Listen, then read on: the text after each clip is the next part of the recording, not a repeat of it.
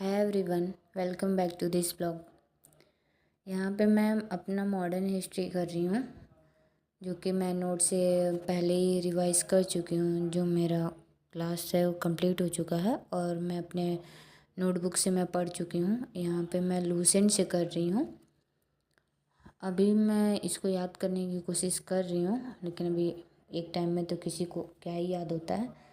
तो अभी मैं पढ़ ही रही हूँ यहाँ पे, उसके बाद से फिर याद करूँगी।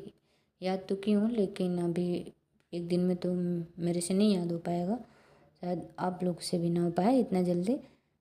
तो फिर अभी इसको करते हैं, एक बार रीड कर लेते हैं, फिर इसको याद करने की कोशिश करेंगे। कोशिश क्या करेंगे, याद करना ही पड़ेगा तो याद करेंगे। मॉडर्न हिस्ट्री में मैं 3-4 टॉपिक कवर की थी, जिनमें से फर्स्ट टॉपिक में एक्सपेंशन ऑफ ब्रिटिश पावर की थी in context of Bengal, Mysore and Punjab. फिर बंगाल, मैसूर और पंजाब को डिटेल स्टोरी की थी। उसके बाद से डुअल गवर्नमेंट, फिर बंगाल में इसका यही डिटेल स्टडी में आ जाएगा।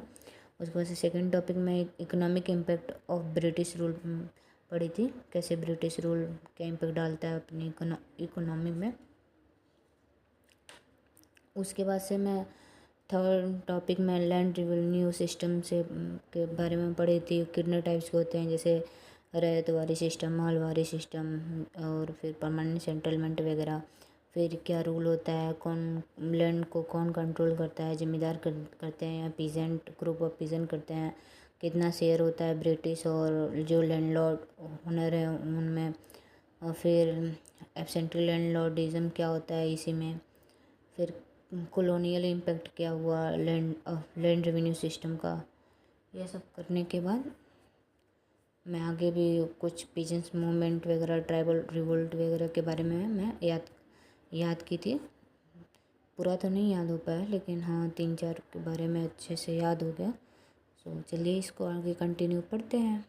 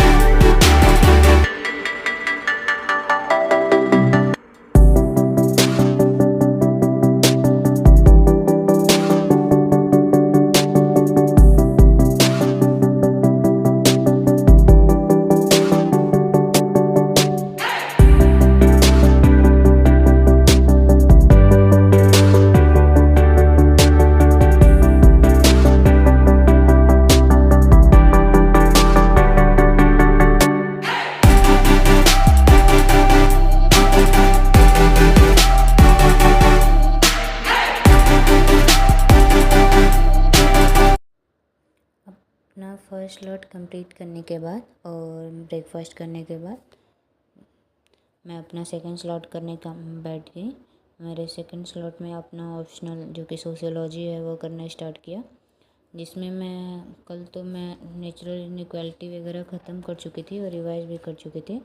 तो इस टाइम मैं सोशल एक्सक्लूजन टॉपिक कर रही हूँ, जिसमें हायरार्की, पॉवर्टी, सोशल वेरिएबल, ये सब टॉपिक है। और उससे रिलेटेड जो सोशियोलॉजिस्ट हैं वो क्या बोले हैं इस पे, क्या अपनी बात रखें, क्या कहे हैं, उनके बारे में पढ़ रही हूँ। फिर जैसे Marxist perspective, Weberian perspective, culturological perspective, ये सब का पर्सपेक्टिव। फिर इसके डिप्रीवेशन के कितने टाइप होते हैं, जैसे कि एब्सोल्यूट डिप्रीवेशन, रिलेटिव डिप्रीवेशन। ये मैं कल ही कर चुकी थी, लेकिन अभी मुझे थोड़ा क्लियर नहीं हुआ था, तो आज भी मैं इसको पढ़ी हूँ। और फिर न्यू फ्रेश टॉपिक जो मैं आज की हूँ वह है थियरीज ऑफ सोशल स्ट्रेटिफिकेशन। जो Talcott, Parson and Davis and Moore ने इसको दिया हुआ था। और उसके बाद से फिर इसका क्रिटिसिज्म क्यों कि इनको क्यों क्रिटिसाइज़ किया था और कैसे क्रिटिसाइज़ किया था, किस किस पॉइंट को लेकर क्रिटिसाइज़ किया गया था। और ये करने के बाद मैंने उसी में भी सब टॉपिक्स था, क्लास और स्टेटस का, पार्टीज़ वगैरह का। तो फिर ये कितना इम्पोर्टेंट होता है हमारे सोसाइटी में, और फिर क्लास किस बेसिस पर होता है। जैसे क्लास इकोनॉमिक ऑर्डर को हम क्लास कहते हैं, और सोशल ऑर्डर जैसे कि स्टेटस हो गया, जो स्टेटस होता है बाय बर्थ होता है। जैसे हमारा कास्ट वगैरह, जहाँ हम जिस कास्ट में बर्थ लेते हैं वही शुरू से लास्ट तक होता है। लेकिन जो क्लास है वो इंडिविजुअल का अलग अलग होता है, वो टाइम टू टाइम चेंज हो जाता है, होता रहता है। कि अगर हम अभी कुछ नहीं है लेकिन पढ़ लिख के फिर बड़े हो गए हैं, कुछ जॉब वो पा लिए, तो हमारा सोसाइटी में क्लास इम्प्रूव हो गया, सोशल और इकोनॉमिक ऑर्डर में थोड़ा हायरार्की में हम थोड़ा ऊपर चले जाएंगे। तो ये सब कैटेगराइजेशन में पढ़ी। फिर डायमेंशन और सोशल स्ट्रेटिफिकेशन पढ़ी, क्या क्या डायमेंशन होते हैं। जैसे कि अपर क्लास में क्या, जैसे कि एंड्रे गेडन ने 3 डायमेंशन दिया हुआ था, क्लास को 3 कैटेगरी में डिवाइड किया था कैटेगरी में, जैसे कि upper class, middle class and lower class. उसके बाद से फ्रैंक पाकिन ने बफर क्लास एक टर्म दिया था। उसके बाद से ऐसे ही अदर सोशोलॉजिस्ट कौन क्या दिया था, तो उसके बारे में मैं पढ़े। फिर differences between class and class struggle की। उसके बाद से आगे अभी बहुत सारा टॉपिक और छोटा छोटा टॉपिक और इंक्लूडेड है इसमें। तो फिर चलिए आगे पढ़ते हैं इसको।